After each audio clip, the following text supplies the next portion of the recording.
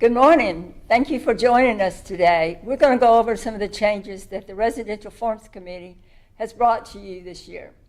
So first off, I want to say to you that if you want to follow along, you can go to Forms on the Fly and see the packet, and that is available to you now. We have today joining us Brad Copeland, who is the vice chair, and also Addison Russell, who will be joining us also. So let's get started. First off, let me say that we brought you 2 new forms at the beginning of the year, and those were all because of the COVID-19. The first form we brought was the COVID-19 Amendment and Addendum. Those were brought to you in March. The next form was the COVID-19 release, and we brought that form to you in April.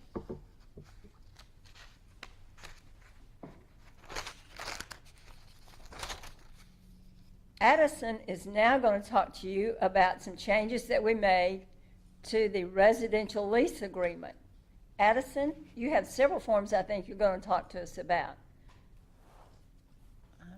Yes, ma'am. Good morning. Addison Russell, and I serve legal counsel for the Residential Forms Committee as well as the Commercial Forms Committee. And this year, the Commercial Forms Committee actually took on ownership of any form dealing with property management. And so a form that they put out was a new form that will be RF 422, and that is a residential lease agreement for a single family dwelling. But this form is to be used when the broker is acting as property manager. In our existing lease agreement, which is RF 421, there is a sentence in there that says both parties acknowledge broker is not acting as property manager in this transaction, and as many of you know, that might not always be the case. So in response to that, the Commercial Forms has put out this new form, and it has a subheading of broker acting as property manager. I'll just highlight the lines 3 through 10 there, and this will be the main difference between RF 422 and RF 421. And that is just identifying the property manager in the transaction, how they can be contacted, and then how they will be referenced throughout the agreement. Another form the Commercial Forms Committee put out this year will be RF 634, and that's the Investment Property Addendum. This is a form that is designed to be attached to a purchase and sell agreement. If you have an investor looking at a property for investment purposes, the Commercial Forms Committee identified some items which may be helpful in those transactions and may need to be included in the purchase and sale agreement.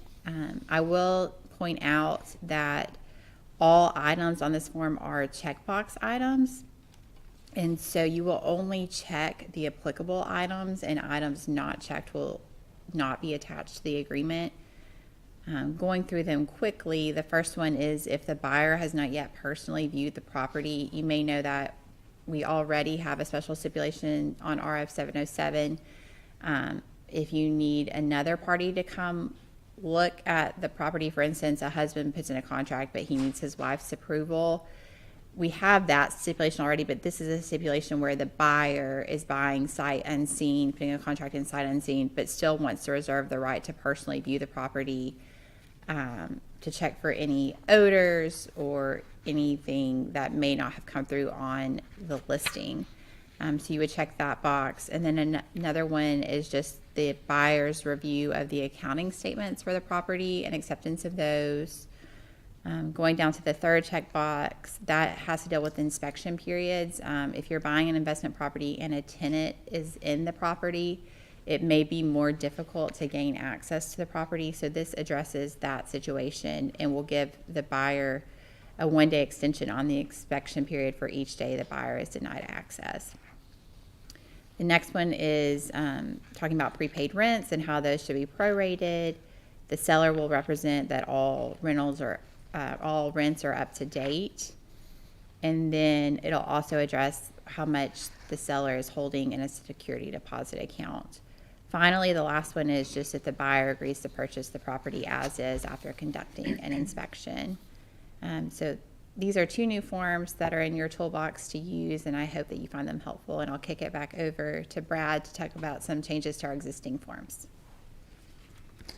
Okay, well, let's turn our attention then to our listing agreement, the RF 101, RF 102, the 131, which is the lot land, and 132, the lot land, the designated agency and the seller agency. So we've made some changes this year in response to clear cooperation.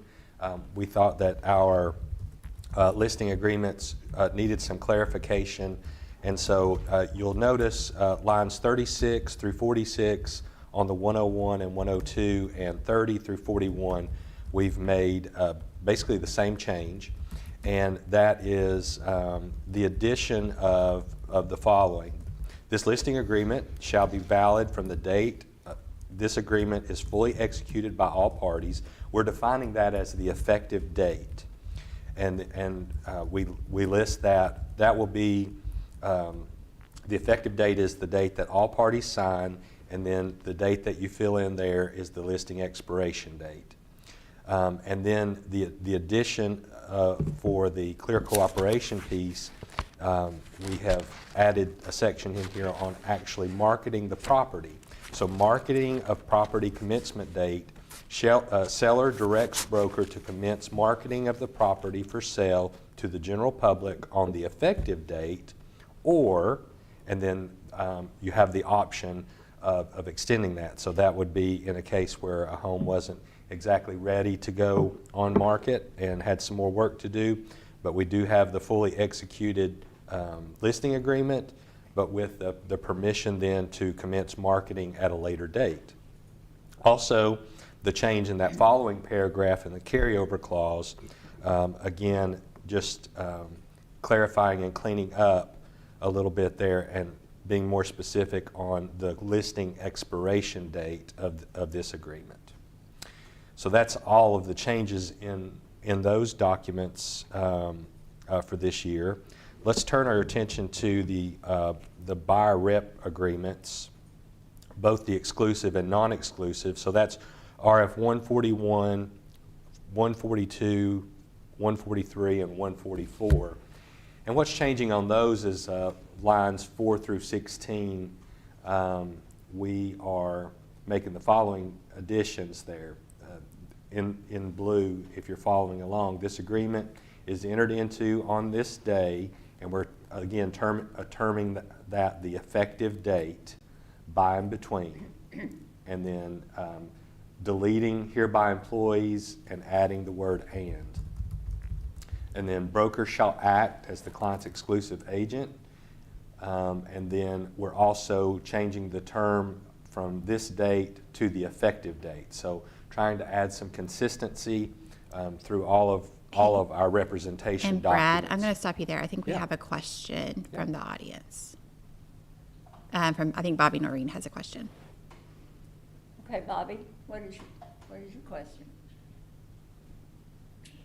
Well, I came in exactly at 10, and so I don't know if I missed something, but are you going to be sending these blue and red samples out? Is there a place to get those?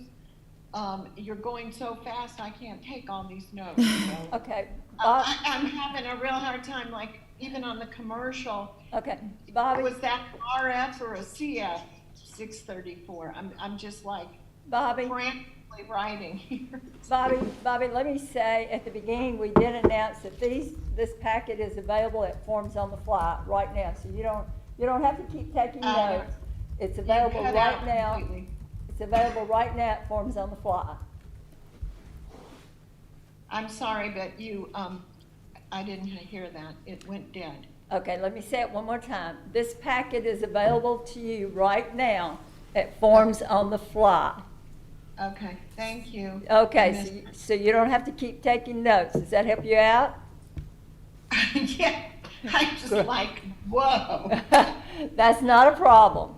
Hope that Okay, helps you. can I ask just one question? When Addison was talking, when she gave the 634 and the commercial that could be used with the residential, is that found under the commercial or found under the residential? Is it an RF or a CF? That is an RF form. even though it's a commercial form? That is an RF form, that is correct.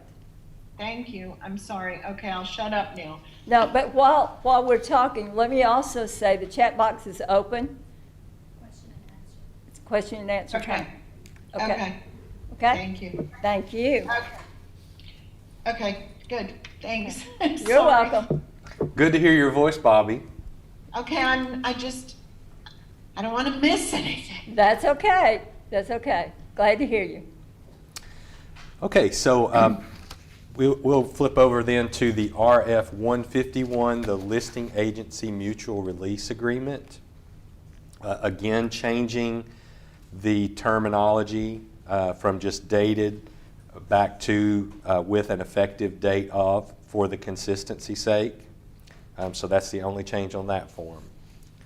The RF 161, agreement to show property. We've made some changes there on lines 1 through 5. Again, with the effective date. So we've made the change and added, enters into this agreement with the broker on, and then the date, granting broker right and privilege to show an offer to sell. Okay? And then further in that form, and this is consistent with our buyer representation agreement, line 34 through 36, we have added the paragraph on the audio and video recording warning. So audio, video recording, sellers responsible for compliance with state and federal law regarding usage of video or audio recording devices while marketing or showing the property. Seller should seek legal advice regarding their rights or limitations related to their actions. Okay.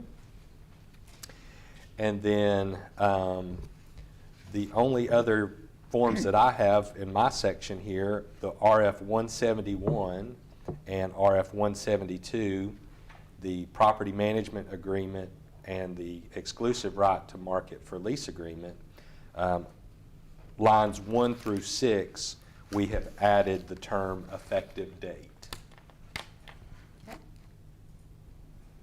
Are there any questions showing up so far right now? Okay, we have some questions.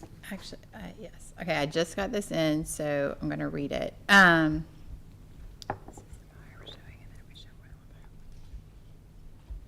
Hold on, let me figure out where they are. They're on the agreement to show property, And that is RF 161. 161.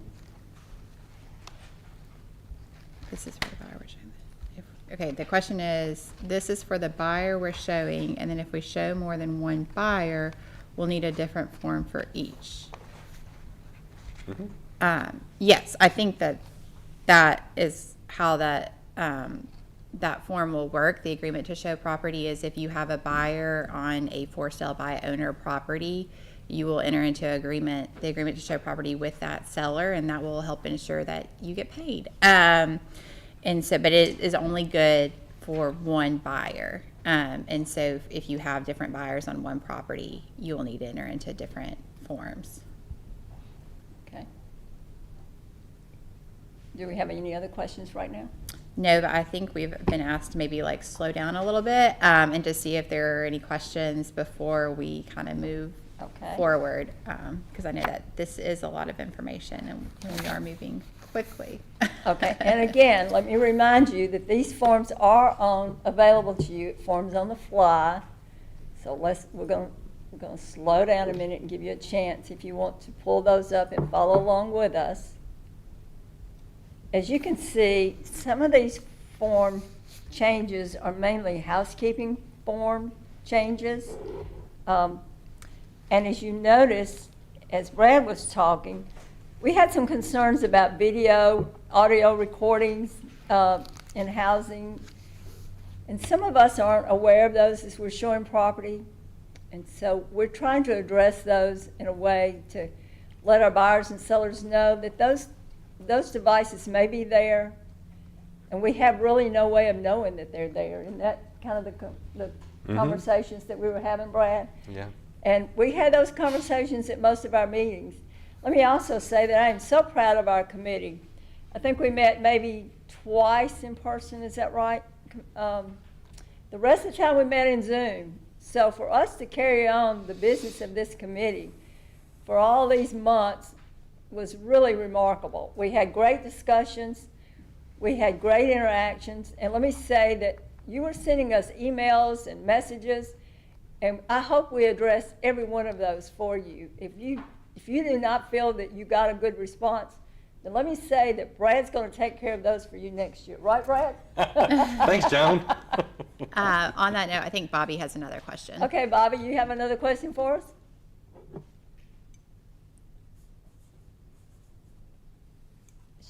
I'm sorry to bother you. That's okay. But this is so important to me and all of us that are going to be teaching this, that we be able to get, and I know this is a new forum. So Phil has got the packet link up here at the top of the chat form, as I see Candy noted. Okay. It says the packet is the top link on this page, PDF. So we just copy and paste this to find it? Is that what we're doing? Just a minute, let me find out that question. Phil's got all panelists and other attendees. The packet is the top link on this page. PDF, view, download, and it says member login required. I just want to make sure that I can follow along while you're following along. And so, Bobby, I don't know the exact answer to that, but I think we'll give you time to find it. You can also log into tnrealtors.com and go to the Forms on the Fly tab.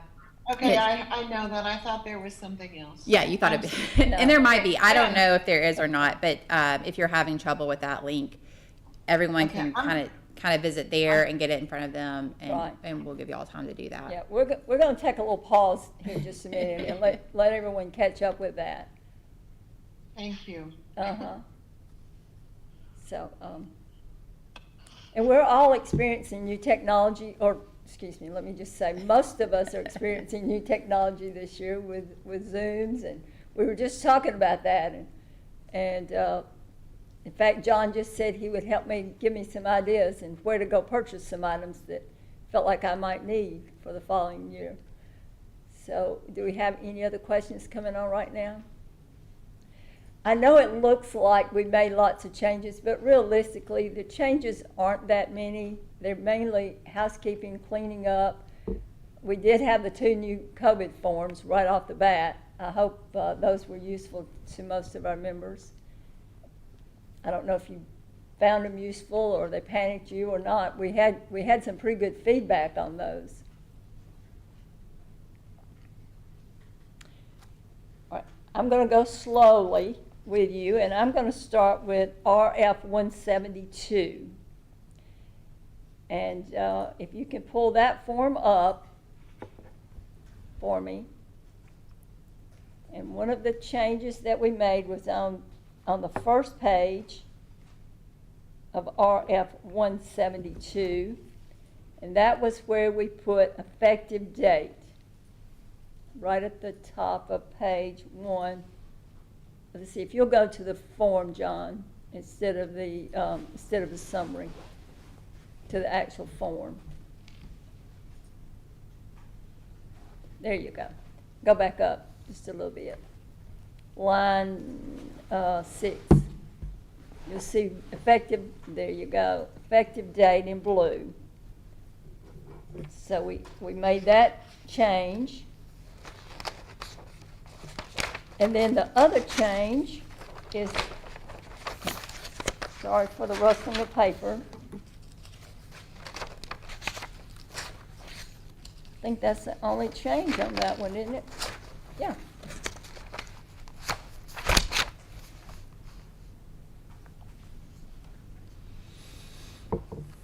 That is the only change on that one. Okay, the next form is 201. And this is on the residential property disclosure. So if you can pull this form up, John.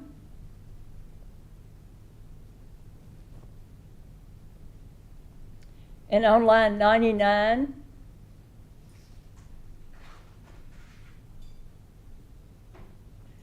we eliminated If leases are not assumable, it will be the seller's responsibility to pay balance. We eliminated that line. And then the next change we made, I really want to hear some applause, is the yes, no, and unknown now is carried over onto other pages. I think most of us realize that the yes, no, and unknown was skipped on the other pages, but now it's there. And then we made a change on, I apologize, I missed on line 125. You can go back, there you go. Check here if unknown.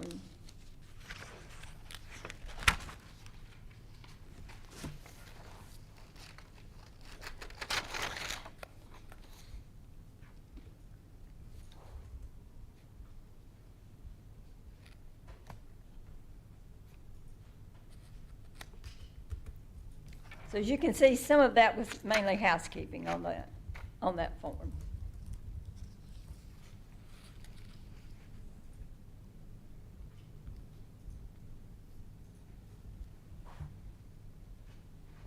Any questions so far? Any chats there? We're good? The next form is RF 203, the residential property condition exemption. We eliminated the line number 2, which is buyer, so I'm going to give John a minute to pull that up.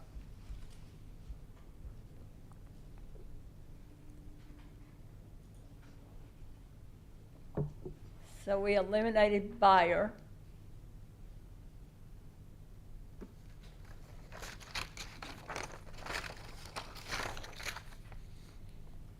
And then on page 3,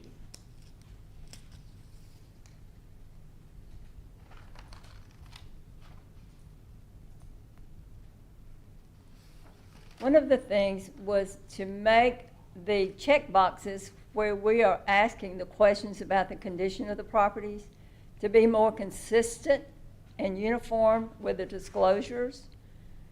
So if you'll scroll down just a little bit, John, there you go. So we eliminated the first part and added the second part in blue. And you'll see that we made that change on the disclosures, so they're all more consistent now. You'll see that on this form and then also on the next one.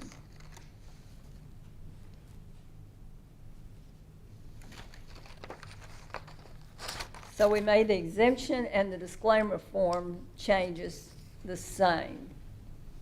So RF 203 and 204 changes are the same. So if you want to scroll to 204 also, John.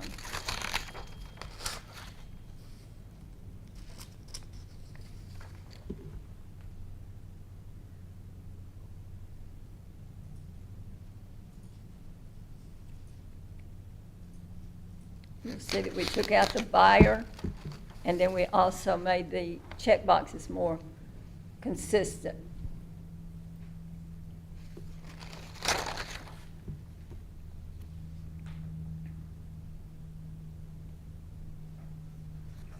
And then if you want to scroll to 205 while you're in the same series.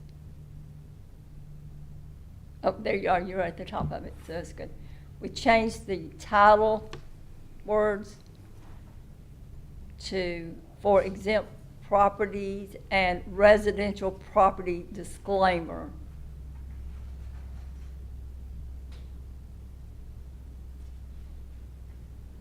And then again, switch the check boxes so this is all consistent with the other two forms.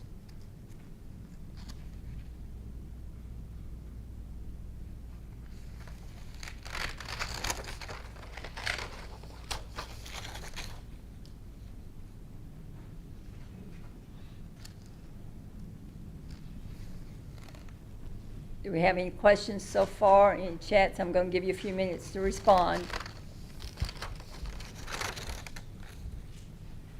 Okay,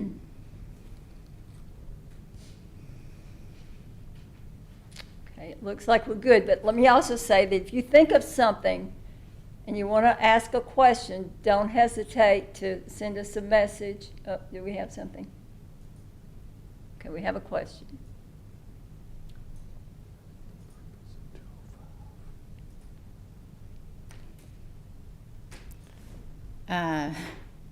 I can address this question, Okay. and it's one that the Forms Committee has much discussed, but it's if the verbiage on RF 205 is on all of the other property disclosures, then why would you need to use this form?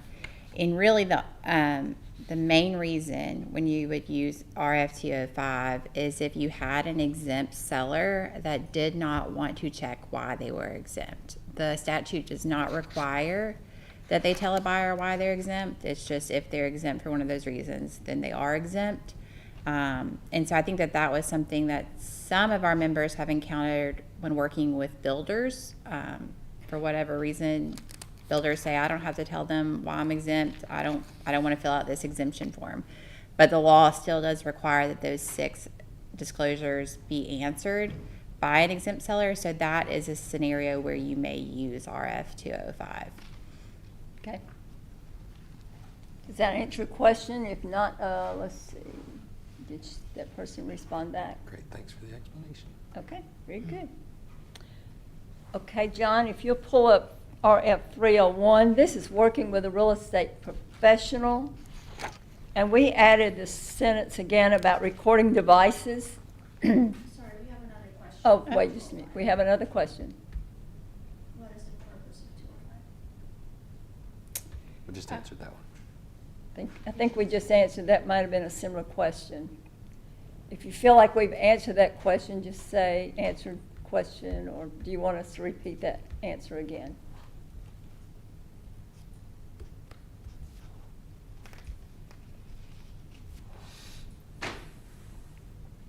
Okay. Okay. All right. On the page 2 of RF 301, it's at the top. We got this question a lot. I think I spoke about this a minute ago, about the concern of videos, audio equipment, and devices in homes. And sometimes we're aware of them, sometimes we're not. So we've added the sentence, it's a responsibility of sellers and buyers regarding presence of recording devices. Seller is responsible for compliance with state or federal law regarding uses of video or audio recording devices while marketing or showing the property. Sellers should seek legal advice regarding their rights or limitations related to their actions. Buyer is advised of the possibility that some properties may utilize security devices that record physical movements or audio conversations. Therefore, buyers should limit making comments concerning the value, features, or condition while viewing any property. And Joan, we do have a question on that. That Okay. says, do we know if the state requires disclosure of recorded devices or video?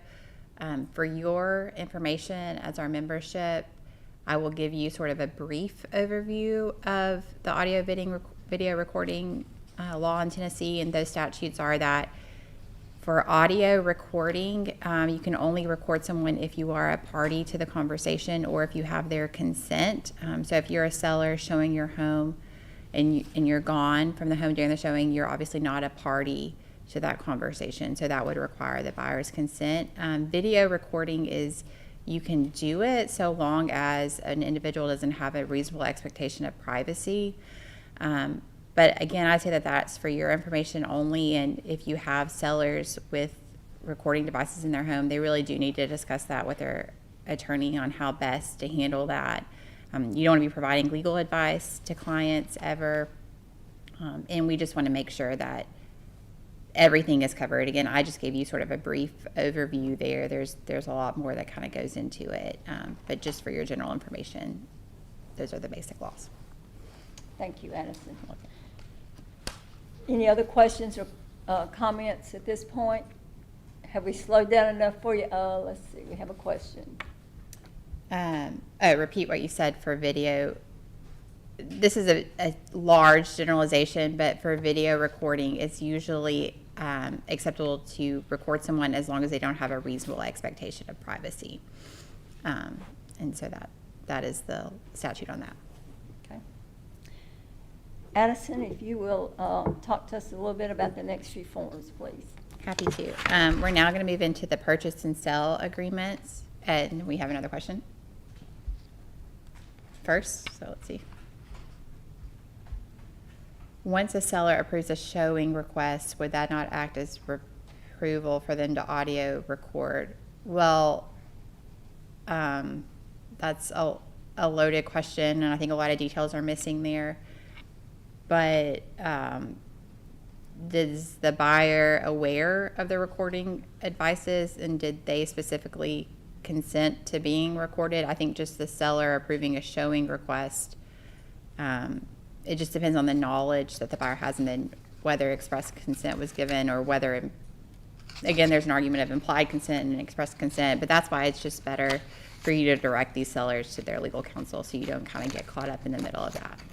Addison, before you get Yes, started, the disclaimer notice, we skipped that one, so let me go back to RF 304. Yes, ma'am. Can you pull that one up for me? Yeah, first sentence. The brokers and their affiliate license hereby collectively are not attorneys and are not structural or environmental engineers.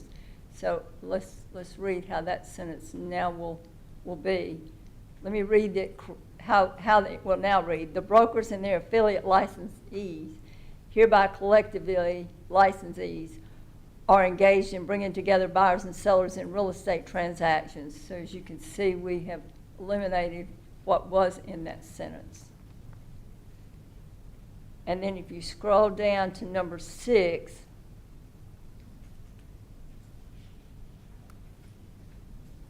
on square footage, we took out part of that and added this sentence. There are multiple sources from which square footage of a property may be obtained.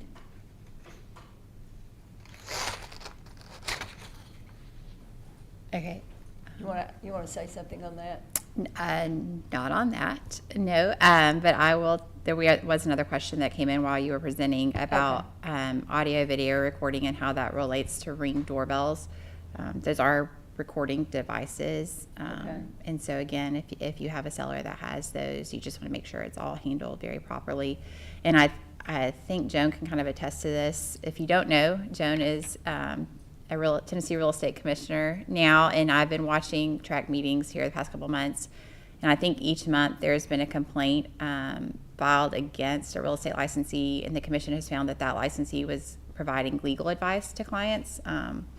So I just the committee just wants to save you from those complaints and those findings, and that is why in our forms, to protect you, we are directing your clients to attorneys to help answer those questions. And so I think it looks like there aren't any other. Okay, one more question coming in.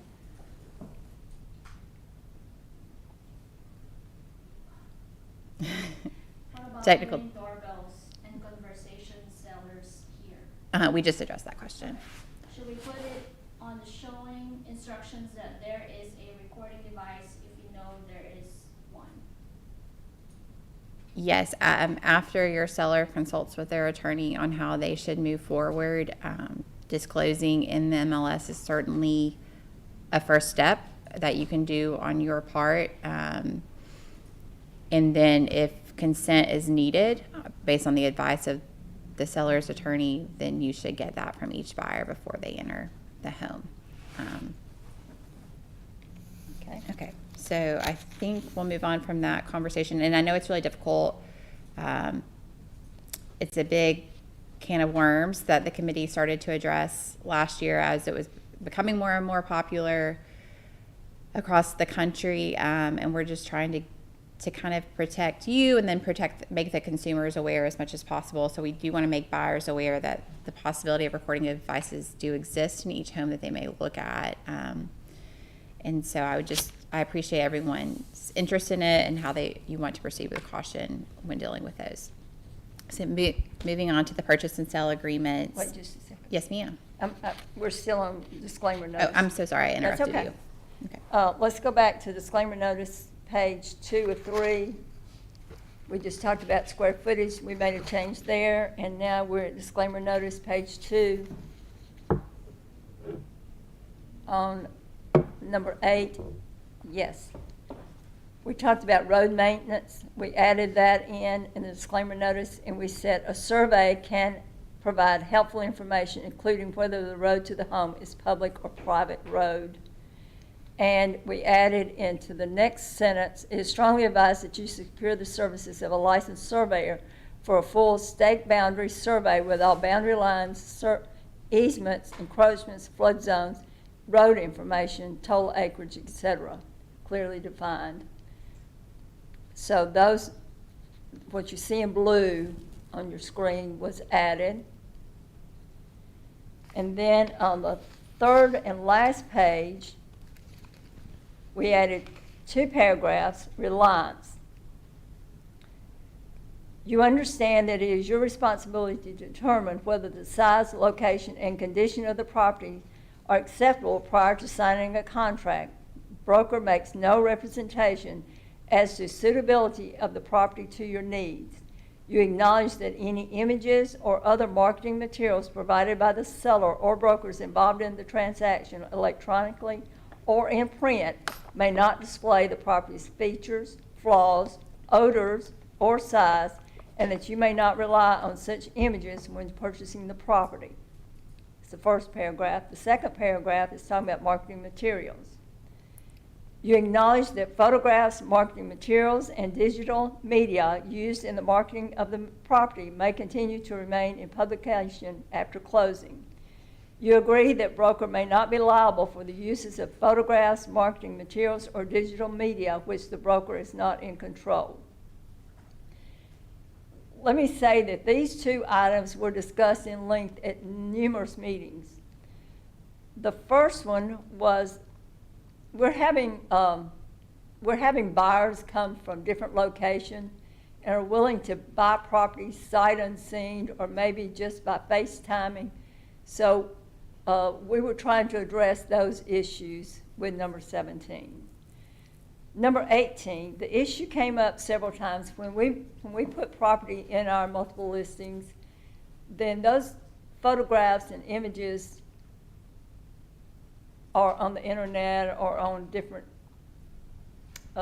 services, even after the property has closed. And some buyers are concerned about that, their property being available for other people to see. So we're trying to let, in a disclaimer notice, let those people know that we really have no control over what is on the media. So hopefully these 2 sentences used in your disclaimer notice will be helpful to you.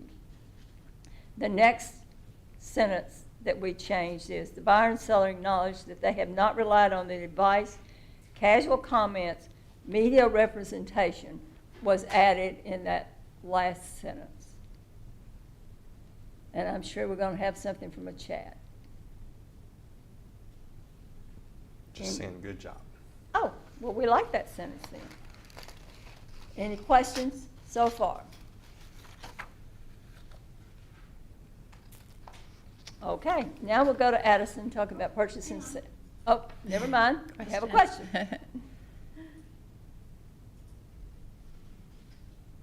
Okay, here's the question. For those who are concerned about how fast the presenters are going, please understand that the invitation stated that a copy of the Zoom call will be emailed to all participants, so this will allow us to go back over the content of this presentation. So I think that was more of a comment. Read it to me one more time. I didn't hear you. It was just basically for those concerned about how fast the presenters are going, please understand the invitation stated a copy of the Zoom call will be emailed to all participants. But we, again, I think we do apologize for going quickly, and so we will try and slow down, but don't want to take up too much of your time. But this will be saved for future viewing if you kind of have a question about a form that you can go back and look over. And also, don't hesitate to email the Residential Forms Committee, and they'll be happy to answer those one-on-one with you and give you some insights maybe of why some decisions were made. Brad again is the new chairman for next year, and he will be happy to take care of any of those questions and get right back to you. So don't hesitate to send those emails. For Right, sure. Brad? Send them, send them. We have a It's quick, legit question. A legit question. Okay. Okay. Will the changes to the disclaimer cover items added to the pictures, such as flames in a fireplace? Maybe we're talking about like digital imaging, perhaps. It should, I guess. It's just definitely designed that someone's saying they can't rely on that. But you have to. There is a fine line between someone relying on marketing materials and then also misrepresentations. So for instance, if you have a fireplace that you know is not in operation, I would maybe discourage you from showing a picture with what appears to be a real fire in it. let's don't edit something that's not there. Correct. So just do your best to accurately represent the property, and then we have added this in there to kind of protect you from any claims that, you've posted the pictures online, and then someone walks in and says, well, it kind of smells like a dog lived here, and I no longer want the property. Those are the kind of things we're trying to prevent you from in trouble from, but certainly be careful to never misrepresent anything. Okay, with no more questions, I'll move into the purchase and sale agreements. And so I know that these are lengthy documents. We'll start with 401. John, if you will pull that up, please, and those lines 12 through 22, which is just what is included with the property. We made a change there, right there in that paragraph. And a lot of our changes on the Forms Committee come from kind of real life examples. So if you have one, submit it to a Forms Committee member, and we're happy to discuss it. We try not to make changes just for one-offs, but if they're happening a lot, the committee likes to kind of explore that. And so an example people were encountering is where we had listed an entry key, that the seller will provide an entry key. That's problematic if each door has a different lock on it and you only have a key to the front door. So in an effort to address that, we have added that language in blue that says any or all available keys. And then with technology going the way it is, key fobs, access codes, master codes, or any other method necessary to access the property. So if you're in a gated community, that includes the gate access code. If you have a pool, that includes the pool swipey card, or the mailbox key for the cluster mailbox out front. Lines 107 through 115 will be our next change. And this is just cleanup. We are kind of capitalizing notification form since it is a form in our library, and I think a contingency had been left out, so that's just all cleanup right there. I do have a question on what we just talked about. Did the committee discuss smart home components? I'd really hope those would be addressed this year, and I think I'll actually click that over maybe to Joan and Brad, because that was something the committee discussed, and this was sort of our best effort at addressing it. But I don't know if the two of you have any commentary on how the committee felt about moving forward with that. And that would be things like Ring doorbells and other things. We did have quite a bit of discussion on that, and it was hard to determine what's your stopping point, because technology is changing so quick that to put it in a form that we only look at and make changes once a year, and technology can change at the middle of the year. So we were trying to be proactive, but not have so much in the form that it looked like we were trying to cover everything. So hopefully we have covered enough to get us through to the point where there may be something out there that you're going to get for Christmas that we didn't even know about. Is that right? Yeah, I agree. And certainly we welcome your feedback as we roll into 2021. Certainly this is an evolving situation with the new technologies, and does the Nest thermostat stay, or right. Are they going to put the old dumb thermostat back up and take the technology with them? Give us your feedback on that, and certainly as even things like how those technologies transfer from one owner to the next, we're really just beginning to understand that as as these technologies are used more and more of, you know, how a smart thermostat passes from one owner to another. And so we can begin to get those addressed in our forms as that technology stabilizes and we begin to understand its use more in our markets. So definitely talk to us. We want to you know, include that as best we can and capture that as we move forward with these changes.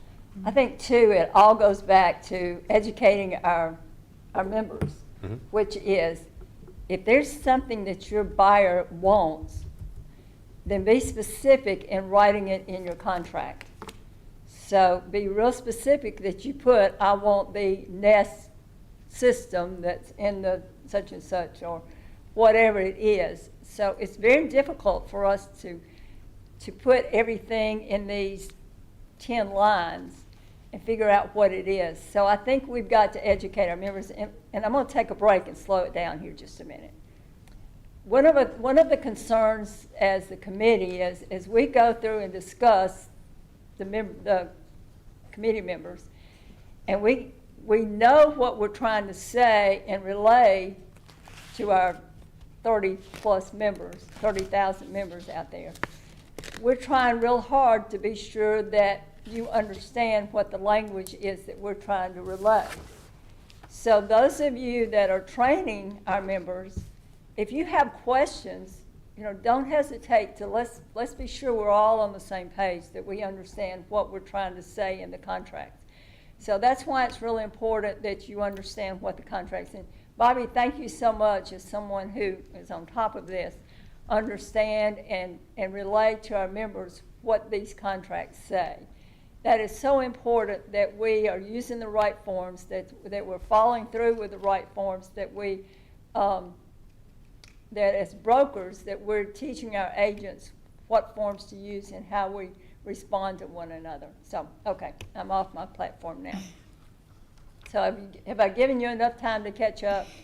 And we actually had another comment on that topic that says may have to come up with a standalone form just about technology in the home. And I will say that route was discussed. Y'all may remember that. We actually had a subcommittee on that, and I don't think that that's far-fetched. I know NAR has like a smart home checklist document available, and so, you know, that is something on the forefront of the committee's mind, and I think that the more comments that we're hearing here, the more Brad may want to explore that next year. And then we also had a really good comment, and I really appreciate this person submitting it, and this is sort of why we do this. We make a lot of changes throughout the year.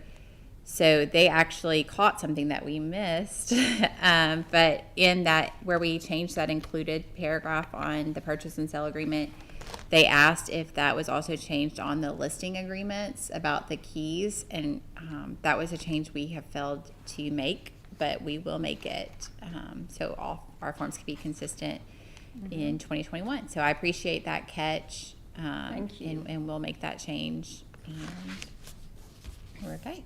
We'll move on to the next change on 401. And I'll go, I think, lines 290 and 291, that was just clerical. So I'd like to go to... I think you've got to change page 3. Okay, I think we covered that one right before we got to the comments. If we'll go to line 294, though, I would like to highlight this one, John. If you can pull up RF 401 and skip down to line 294. And while he gets that in front of you, this is the inspection period and resolution period. I staff the legal hotline, and this is a question, probably one of the most common questions, is kind of about how these 2 time periods work. So the committee really wanted to sit down this year and try and help clarify that as much as possible. What's important to note is that the inspection period and the resolution period are 2 separate time frames, and the inspection period is the time a buyer has to conduct any and all inspections, and then you'll see where we tried to kind of highlight and bold that, and provide written notice to seller of what they want to do. And that written notice is whether they're accepting the property as is, or terminating under the inspection contingency, or they're submitting a list of requested repairs.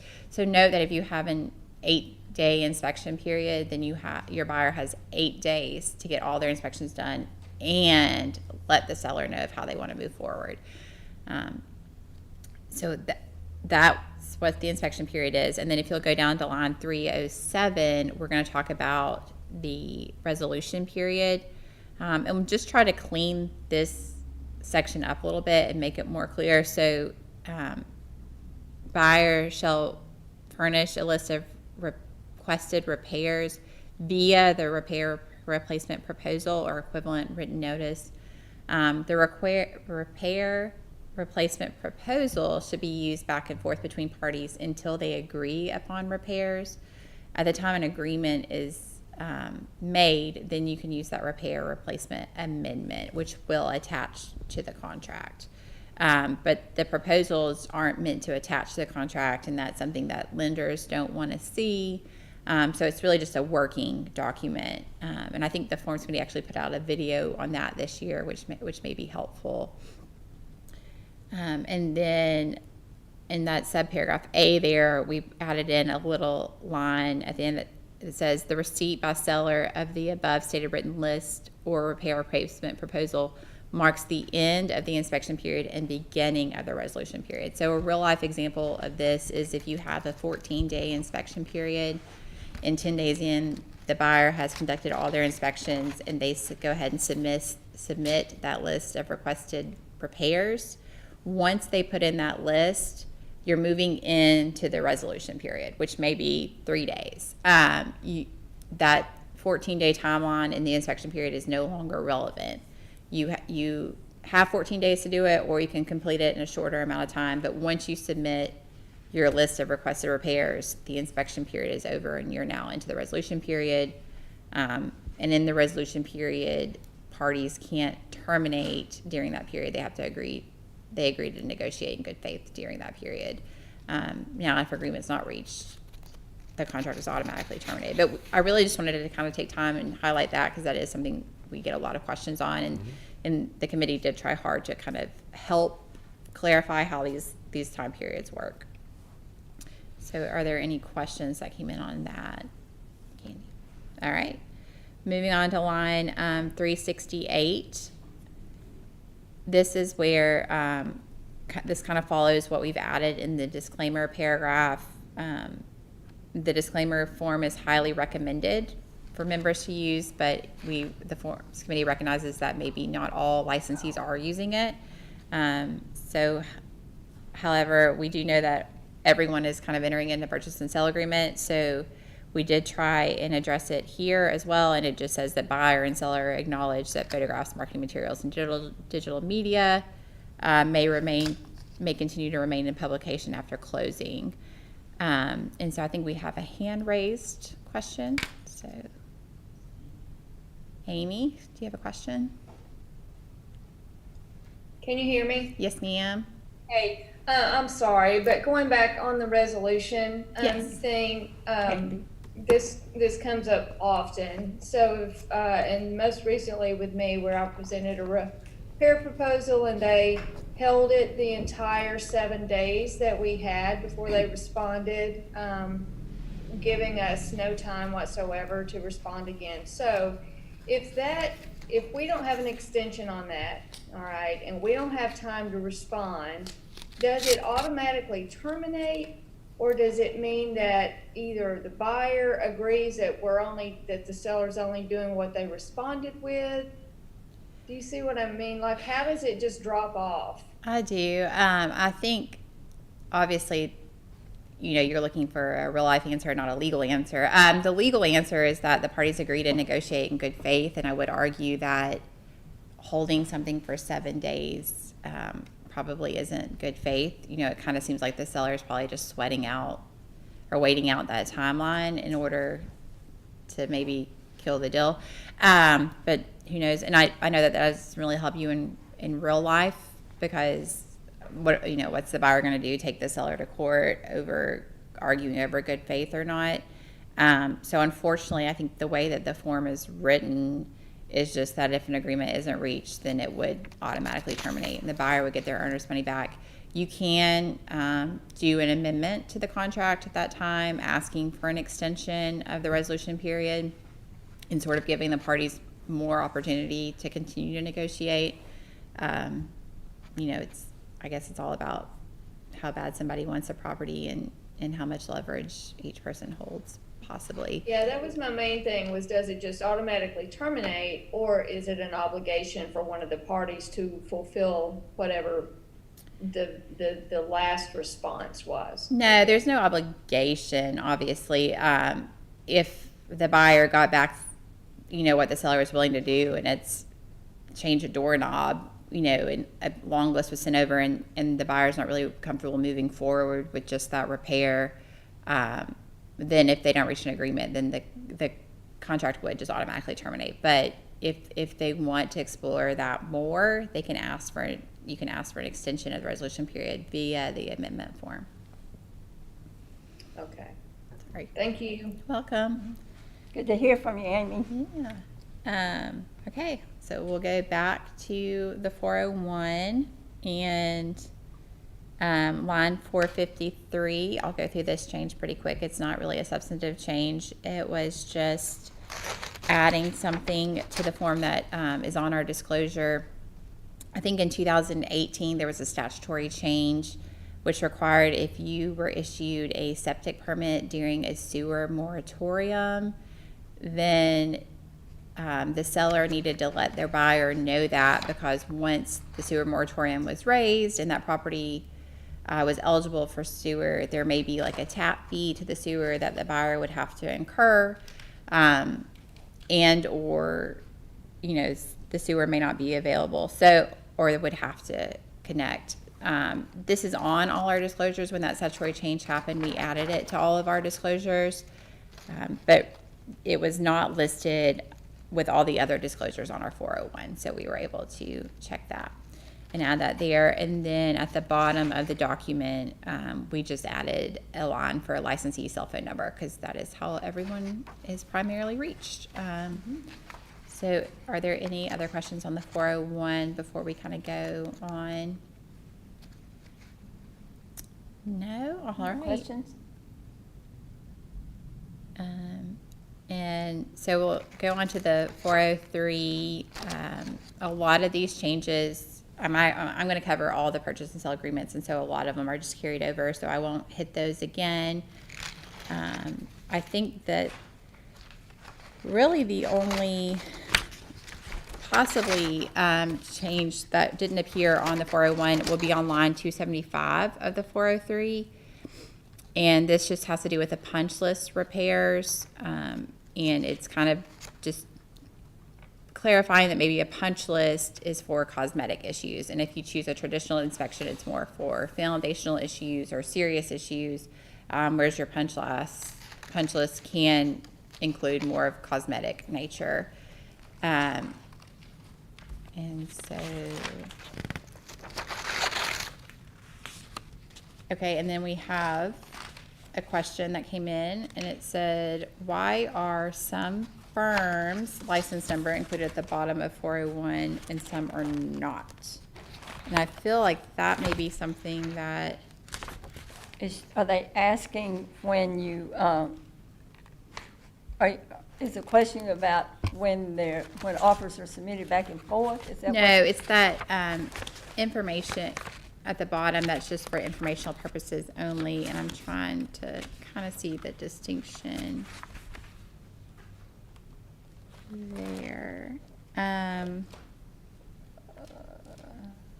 don't know why it says, why are some firms' license number included on the bottom of 401 and some are not. On my copy of 401, it does say firm license number, as well as 403 Mine does too. does. So I don't know if y'all have any insight onto that question, or if the person that submitted the question wants to clarify Is the it. question because when you do, when you're doing transaction desk, is that why the question is there?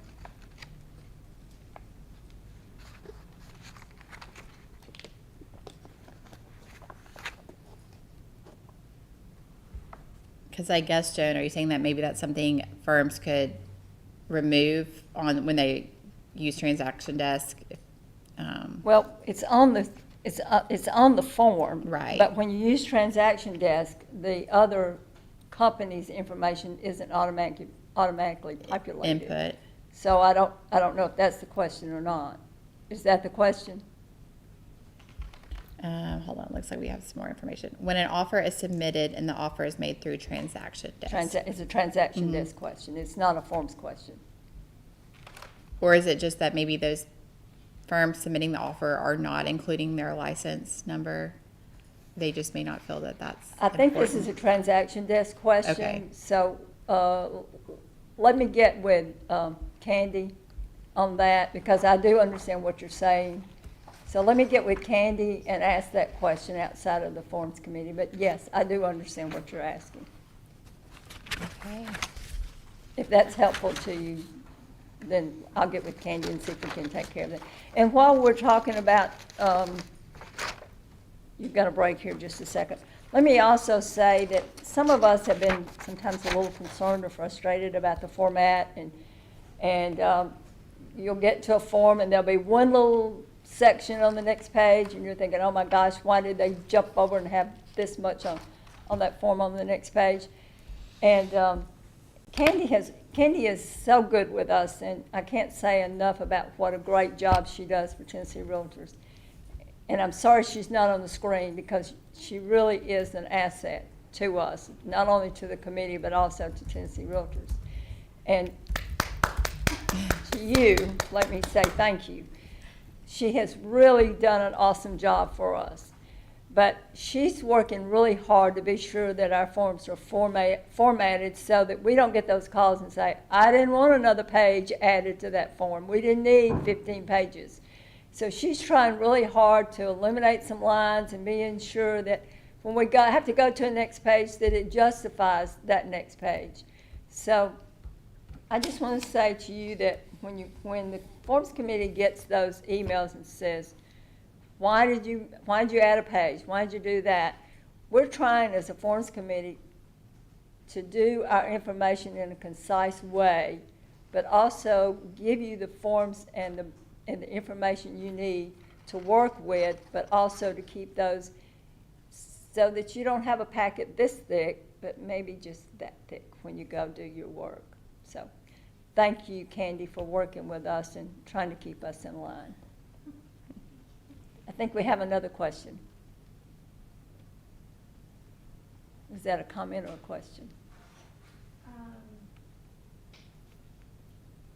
Her hand was raised, but I'm gonna allow her to talk then. Okay. Her name is, Nedra. Ready? We ready? No question?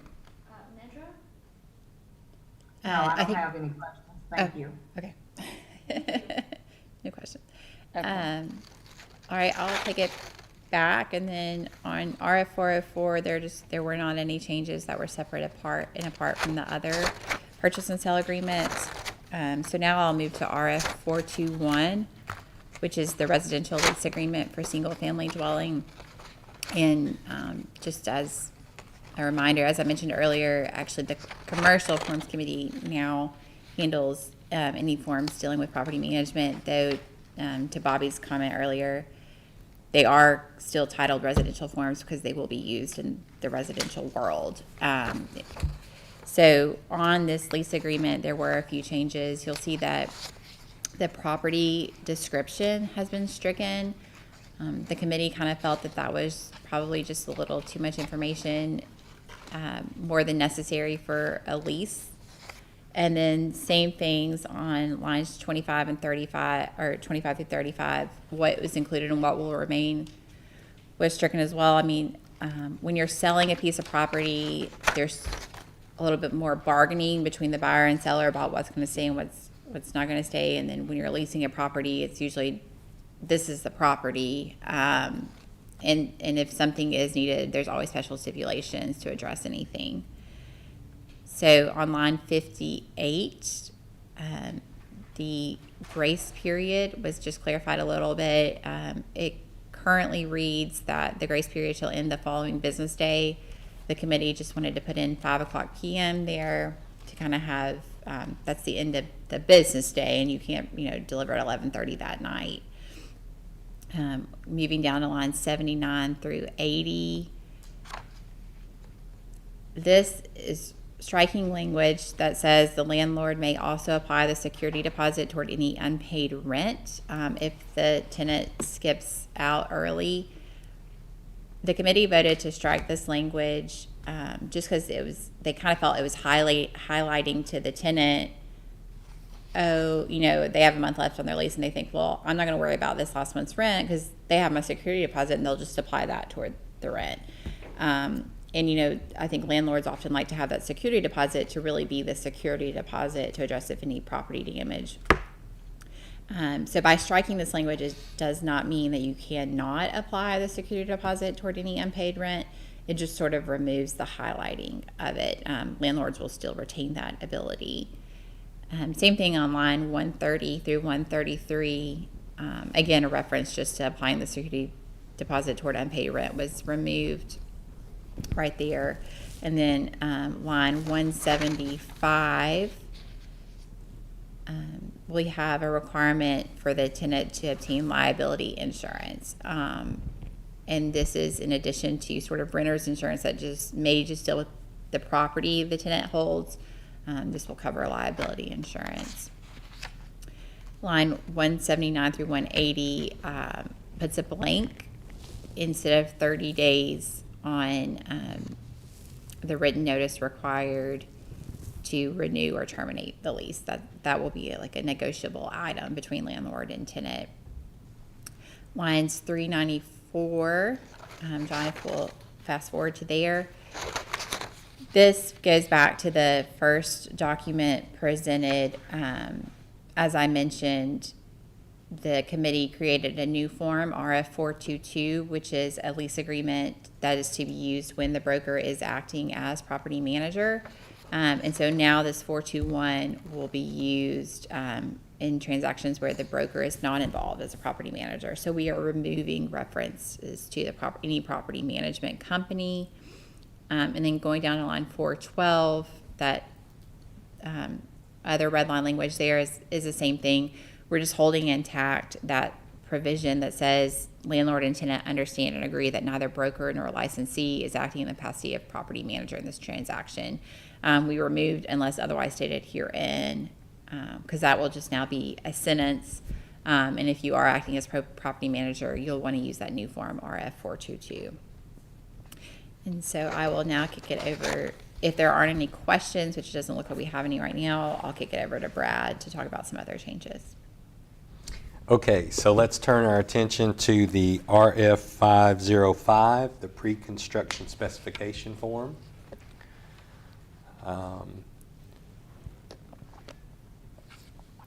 While you're finding that, we had a member bring forward that we probably needed to look at how some things were labeled in this form from a sensitivity standpoint, and so we did take a look at that. But also, in looking at these labels, it also highlighted the need to possibly revisit this form in 2021 and how it's structured. So certainly, for our members, as you're looking at this form today and perhaps into the future, we welcome your feedback on ways that we can improve this form heading forward. I believe that it leaves a lot to be desired as far as being useful in what its intention is. So certainly we welcome your feedback on that as we look at ways to improve this form next year. But the first change on this form for this year will be on line 44, changing the term master bedroom to just the term bedroom 1. And so that's on line 44. And then we also added on line 52 a sitting room, and We took out sitting room. No, we added, I'm sorry, you're right. and then I can't tell if that's blue or not. I think on other we actually added a blank there for us to be able to write in on line 53. And then lines 54 through 59, we deleted that section, relabeled the second master to bedroom 2. And then you'll see on line 64 that we changed that to bedroom 3. And then on 78, line 78, again remove the term master and replace that with bath 1. And then the term his, her, we've removed and replaced that with dual on line 83. And then remove the terms his, her on walk-in closets to just walk-in closets. Line 90, we changed that from second master to bath 2.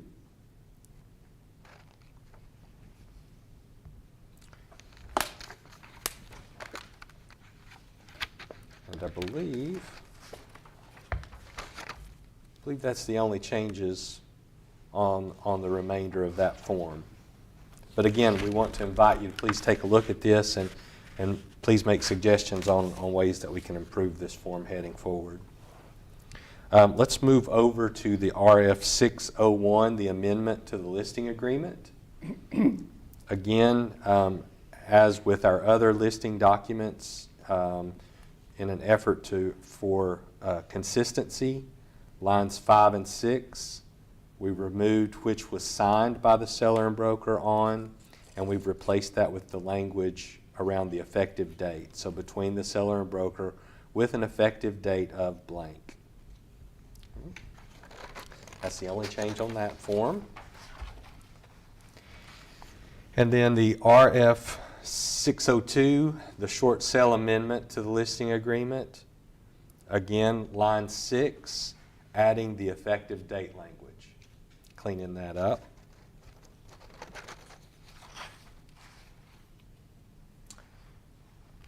And then the RF 623, which is the buyer's right of refusal addendum, the seller's right to continue to market addendum.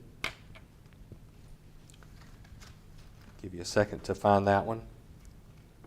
So starting at line 15, we're giving you the option there to put in the number of days, and so we're removing the 5 days there after binding agreement date. So that will be able to be chosen in the field. And then we're adding to that paragraph, within the agreed upon time frame, buyer shall submit proof of listing to seller via the notification form or equivalent written notice. Should buyer fail to timely comply and provide written notice, seller may make written demand for compliance via the notification form or equivalent written notice.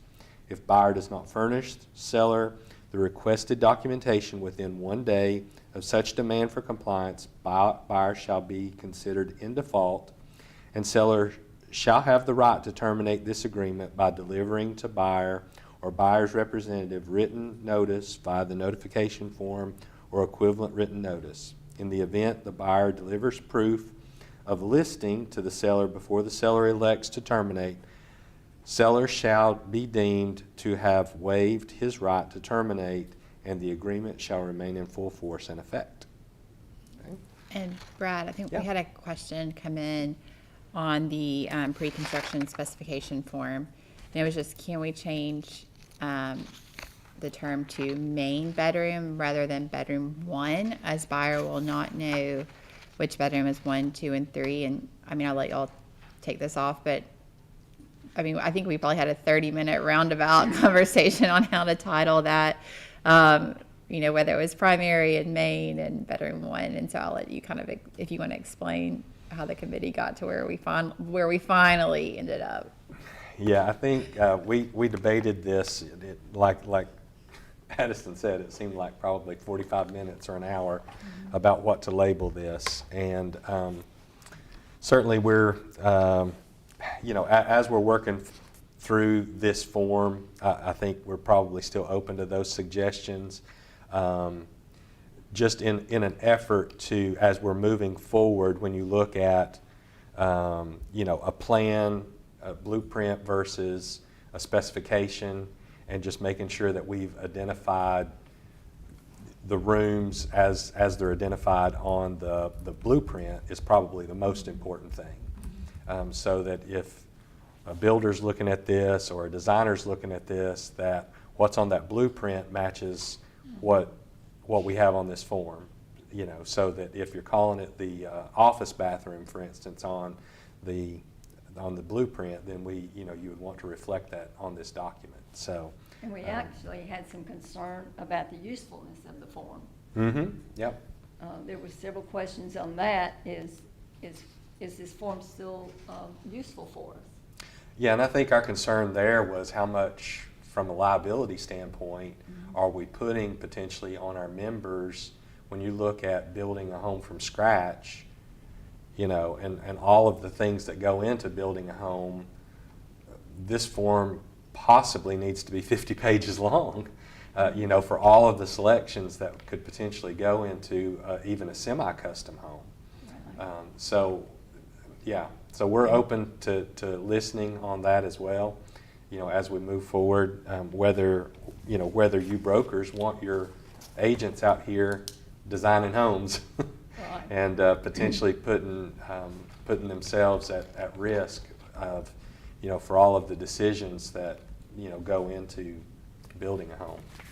So. I agree. This form is still open for discussion. Absolutely, wide Right. open. Wide open. Thank you. Okay, are you through with yours? So I think the only thing that's remaining then that I have on mine is the RF 625, the FHA, the VA FHA loan addendum form. We have a deletion there on line 21 and 22 where we're directing folks to go to the yellow pages. So we decided that we probably don't need to have that in our form anymore. So we've deleted that out there on line 21 and 22. So that's the only change on that form for this year. Thank you, Brad. Addison, will you talk to us now about the tenant information form? Yes, ma'am. We'll talk now about RF 631, which is the tenant information form. And this form is really a application form, but how it has been designed and used, and John, if you can pull that up if you don't care, please, was that we were taking this application and it was an addendum to the lease agreement. And it really just talks about sort of a tenant's credit history, employment history, references.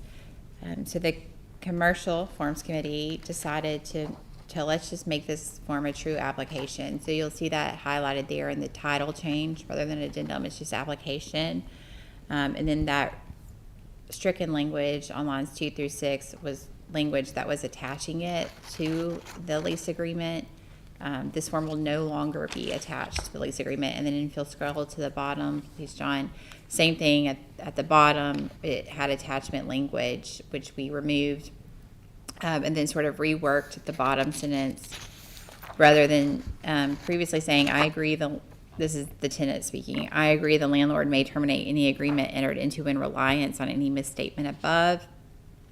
Kind of softened that up a bit, because if you had entered a phone number incorrectly, I don't think that the form was designed for a landlord to be able to terminate a lease agreement based on that alone. So it's just now reads, I acknowledge and understand that the above information is deemed material by the landlord. Landlord will rely on said information when determining whether to enter into a lease agreement. And that matches using this form more so as an application rather than attaching it, to the lease agreement. Okay, and I think we actually have a question on, we're going to go back a little bit. This question is on RF 623, the buyer's first right of refusal. And the question is, I understand the first right of refusal. However, so often anymore, this form is used for things other than the sale of home.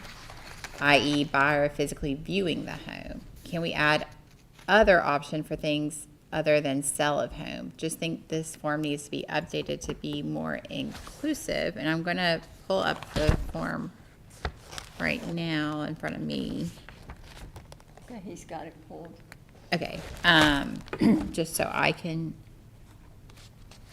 read it. And I think that, I mean, this form is really designed, and Brad and Joan, please hop in. However, not just for the sale of home contingency, but for any contingency that a buyer may put into a contract, financing, appraisal, something completely random. And so it's just a seller's way to let the buyer know, hey, I've received another offer, and I'm going to need you to remove your contingency, or waive that remove the contingency, or, you know, I'll move on to my next offer.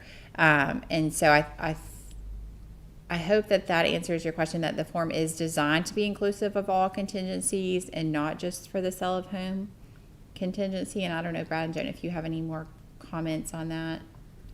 Yeah, I mean, whatever contingency that has caused the seller to want to put this document into play, you know, basically can be specified there on line 28, and that's, you know, whether that is a spousal approval or what, you know, whatever that contingency is, can be It could be can be anything. very It could be can be anything. specified there, and It then could be becomes zoning. part of it. Yeah, It could yeah. be zoning. Mhm. It could be anything. It could be whatever your contingency is. Does that answer the question of whomever sent that? Was that a chat? Question. She said thank you for clearing that up. Okay, very good. All right. See, Addison, did you finish up with yours? Yes, ma'am, I'm done. Okay. All right, let's see, I think it's me at 6:33. Addendum. And again, we may, let me give him a chance to pull that up. This is an addendum. John, we're looking for forms RF 633. There you go. Up, next one. There you go. And it would be line 7 and 8, where we said, we struck dated and added with the effective date or binding agreement date of. So we're just staying consistent. So that's the only change on that form. And then on 641, RF 641, which is the amendment to the buyer's representation agreement, we struck date of buyer's representation agreement, and then also struck which was signed by, and put in between buyer and broker with an effective date of. So we're just staying with consistency on effective date on that. And now, if you will go to RF 656, which is the notification form. Still on me, right? Okay. And on line 5, we added appraised value did not equal or exceed the purchase price. Buyer waives the appraisal contingency in the purchase and sale agreement. So we added that as an option for notification.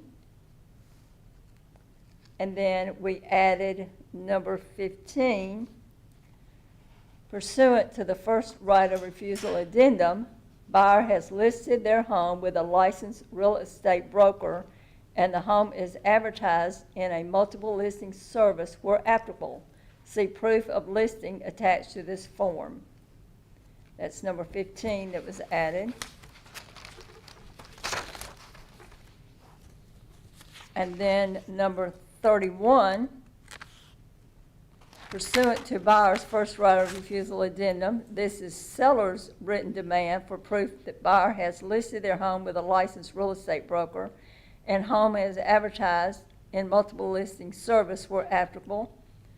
32, pursuant to buyer's first right of refusal addendum, seller has made written demand for buyer to provide proof buyer has listed their home with a licensed real estate broker and advertised the home in a multiple listing service where applicable.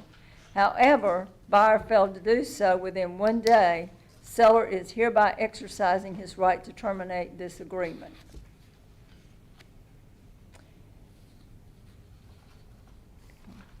And those are changes in the notification, RF 656.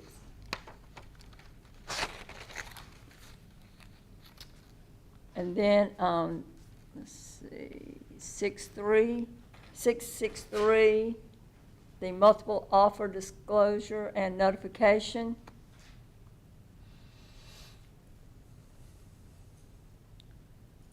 We struck out the first 2 sentences and changed it to, seller hereby gives notice to any buyer that has submitted a purchase and sell offer or counteroffer for the purchase of,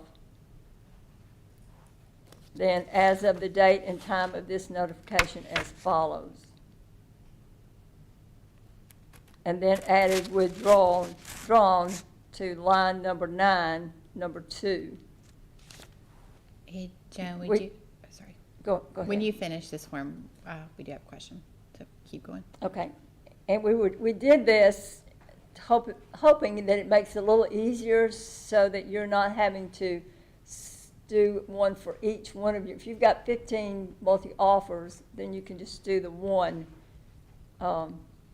form and send it to everyone, correct? Yes, ma'am. So hopefully this makes it a lot easier, especially in our market right now. Addison, do you have a question?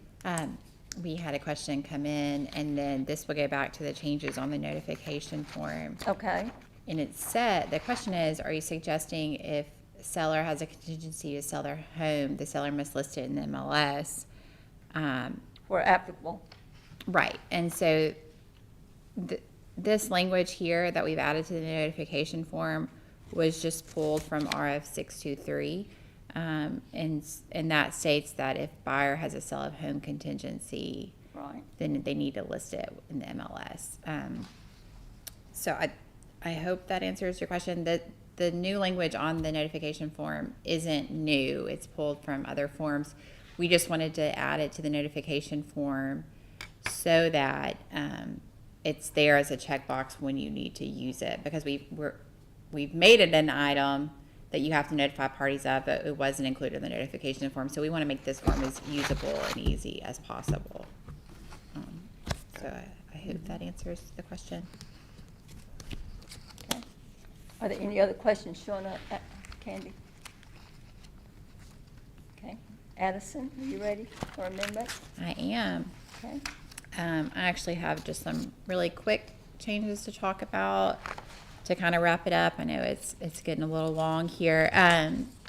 But on RF 665, this goes along with the change Joan had talked about earlier. This is just the amendment form, and she had addressed it when talking about the addendum form, and all we've done there is to reference the effective date, because we made all those effective date changes to kind of clear that up, or the binding agreement date. So that will make for easier reference for you when using an amendment form. And then the same thing on RF 672, which is the amendment to the exclusive right to market for lease or property management agreement. We made the exact same change there, where you're just referencing the effective date of the agreement, since we've now clearly titled the effective date in all of our agreements.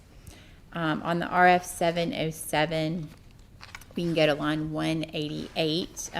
This is the additional contract language document, but sort of provisions that will be pulled to put into special stipulations. This is a rental leases and review stipulation here. And what we did is we removed rental applications from what the buyer may want to review, because a rental application is going to contain confidential information, and pursuant to federal law, most of that information cannot be shared with other parties. It is deemed confidential. So have just removed that from our wording. And then on line 261, this is going to be in response to the clear cooperation policy, which was adopted earlier this year, and then this special stipulation actually went live earlier this year in response to that. But so I won't take too long because I think we kind of addressed it, but it's for any office exclusive listings, which the clear cooperation policy does allow for, that you can market a property exclusively within your firm, and not the public. And so if you have a seller that is wanting to do that, you would add this stipulation to our listing agreements, and where it would say, and again, I think this is on line 261, and so where it would state that the property is not to be put in the MLS or disseminated to the public in any other way, but just to be marketed solely within your office. Okay, I'll let John put that on the screen, and then we can move on. And it actually, John, I bet probably isn't blue in that document because it's been live. What line number was that again? 261. There it is. Oops. Yeah, It's all right there. And so you'll see here it's not in blue because we did put it live earlier this year when the clear cooperation policy came out. Okay, I'll move on now to RF 708. And this is the purchase and sale agreement timeline checklist. Just some minor changes here. Rather than scheduled closing date, just put in closing date because that will be the closing date which is entered into the purchase and sale agreement. Though the scheduled time scheduled, you'll see another line for that, may end up being different than what the contract states. And then also a little checkbox to say contract sent to closing agency. And so this is just a friendly reminder to make sure the closing agency is aware that they should be closing the property. And then we added just a line for who's holding the earnest money trust money. There are no questions on that document. I'll go into RF 709. And this is the request for condominium association information. And John, if you just want to go all the way to the bottom of the agreement, all we did on this one is add a signature box for the seller, and that's just to indicate receipt by seller of that request. So if there were any dispute on when the seller received it, you don't have to go back and look at, when you sent the email and does that deem acceptance or receipt. And so this is just something they can sign the document. Yes, I received it. Now the clock is ticking for me to provide this information to you. And then RF 712 is sort of the final document we'll cover today. Yay. Is the importance of inspections and property survey. And lines 22 through 31 is just one little sentence, and it's going to say a property survey can identify whether roads are public or private. The committee felt that was really important information for a buyer to be aware of, and so we just kind of want to highlight that that's another benefit of getting a survey to a buyer. And so without any questions, I will kind of kick it over to Joan to close this out. Okay. I'm going to give you a minute to see if anybody has any questions. Is there one that's popped up? Just got nice comments. Oh, we like that. Thank you. That's a good change. As you go through, and are the commercial, is the commercial information also in the forms on the fly? Okay. When you pull up your forms on the fly, you'll see some commercial changes that were also made. We're not going over those today, but if you work in commercial properties, then you may see those. You'll, look those over. Rosemarie Fair chaired that committee this year, did an excellent job, and she had a great committee, and so we really appreciate them. And we worked together with Rosemarie and the commercial committee. So, in fact, we asked them to work on some of our forms for us and with us, and we really appreciate Rosemarie and what that committee did. Again, as you look at these forms on the fly, and you'll see the changes and the formatting, and remember that when you get the forms in January, they're not going to look exactly like they look right now because the lines are going to be different. You're going to, in that right, Candy, you're going to see forms on the fly are going to look just like what we just saw. Is that correct? Yes. Yes. The changes. Yes. So you're going to see the changes striked out, and then the what we have put in. So Your page numbers are going to be a little different in those things. But again, Candy has worked with a vendor to try to eliminate pages that don't look, carry over too far, or so that we can get it more streamlined for you. I'm going to give you a minute or two, so if you've got a question. Oh, we got a question. Looks like we Okay, have Candy. some. What do we have? Here's a question regarding property condition exemptions. Okay. I've worked with 2 different brokers, and there are 2 different schools of thought regarding the property condition update. If a property was exempt, does the seller need to complete a property condition update at closing? No. An update is only required when a disclosure was completed, and that's how the statute reads, that if a seller completes a property condition disclosure, then any material changes should be provided in the form of an update at closing. So if you have an exempt seller, they're exempt from the update as well. Great. Great. Candy, did we have quite a few people that were listening in today? Yeah, 115. Great, great. We had 115 plus people listening in. So that was pretty good, Brad. Yes. Not bad. We weren't just here talking to ourselves. We weren't, so that's a good thing. So we're going to give you just a minute or two more if you have any questions or comments or call-ins. And remember that you can view this video later, so encourage your office brokers to please share. If you have any questions or comments, you can email those to the office and get some response. If you have questions, please let us know.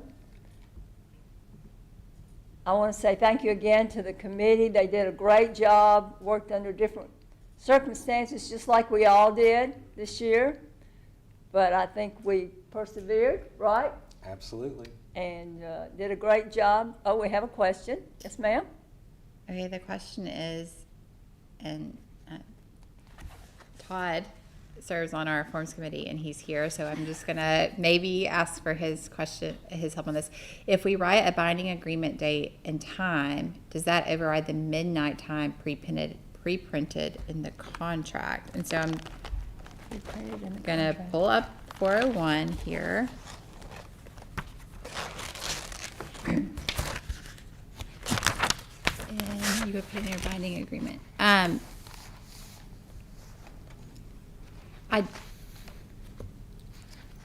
What is that question? I'm again? not, and I think Todd and I are on the same page here. I'm not sure I fully comprehend the question, and so I want to answer very cautiously. The midnight time that's pre-printed in the contract has to do with calculation of performance deadlines. Right, and so he's saying the midnight time pre-printed in the contract has to do with the calculation of performance deadlines and sort of how you count days, and that if a day ends, like the inspection period, for instance, you have until midnight. Again, hoping I understand the question correctly, if you have a binding agreement at 4:00 p.m., it doesn't mean that 4:00 is the day on each day that day ends. It's not a true 24 hours. It doesn't go 4:00 to 4:00 to 4:00. Right. That does not override the midnight pre-printed language. I think that's what they were asking. I think so. Which is, I agree. Okay. Yeah, that's a good clarification. Okay. Did that answer your question?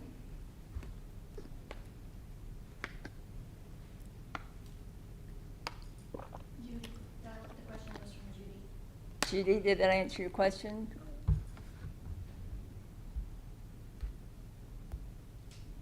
Any other comments or questions?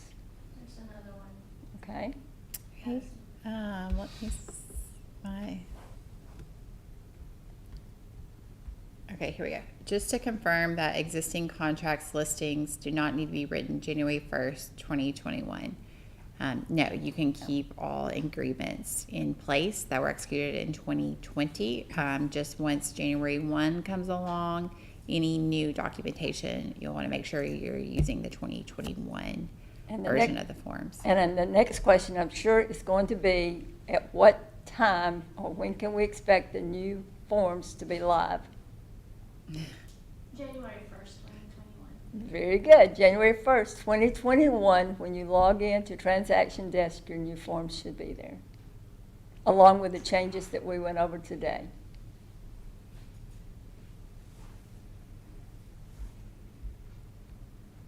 more questions, I think. No more questions? Thank you so much for your time today, and I hope we've helped you out. So please, oh, we have another one. So saying thank you. Oh, well, thank you. Thank you so much. But if you have any questions or ideas, and please send them along. We really enjoyed being with you today and look forward to seeing you again real soon. Y'all please stay safe. Bye-bye.